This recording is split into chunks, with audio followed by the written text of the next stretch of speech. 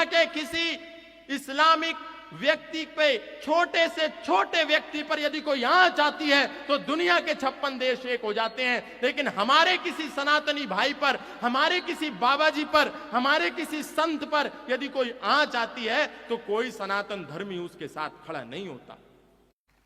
शंकराचार्य आज के आपस में लड़ रहे हैं कि मैं असली शंकराचार्य हूं कि तू असली शंकराचार्य है।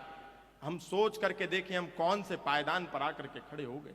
दुनिया का कोई मौलाना ये नहीं कह रहा कि ये जो सामने मौलाना बैठा है ये नकली मौलाना है।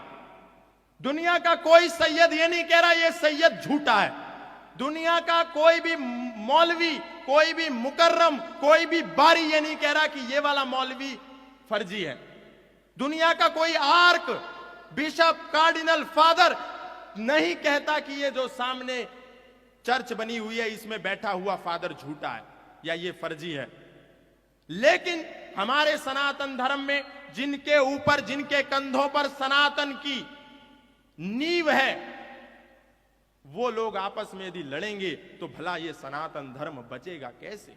आप सोच करके देखिए, यति नरसिंहानंद जी ने एक बयान दिया पिछले दिनों, वो गलत है, सही है, ये बाद की बात है। लेकिन दुनिया का एक भी सनातन धर्मी, दुनिया का एक भी बाबा, दुनिया का एक भी साधु, दुनिया का एक भी महात्मा, दुनिया का एक भी हिंदू संगठन, दुनिया का एक भी धर्म पर बात करने वाला व्यक्ति उस सन्यासी के साथ खड़ा नहीं हुआ।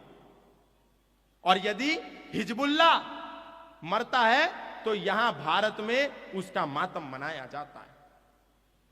यदि जिन्ना पर कोई उसकी पुण्यतिथि आती है, उसका जन्म दिवस आता है, तो भारत के मुसलमान एकत्रित होकर के जिन्ना को श्रद्धांजलि दे सकते हैं। लेकिन यति नरसिंहानंद के एक बयान से यदि भारत के 100 शहरों में दंगे होते हैं, पत्थरबाजी होती है, तो एक भी शंकराचार्य अपने चांदी के सिंहासनों से उठ करके यह नहीं कहता कि हमारे सन्यासी को जेल में कैसे डाला।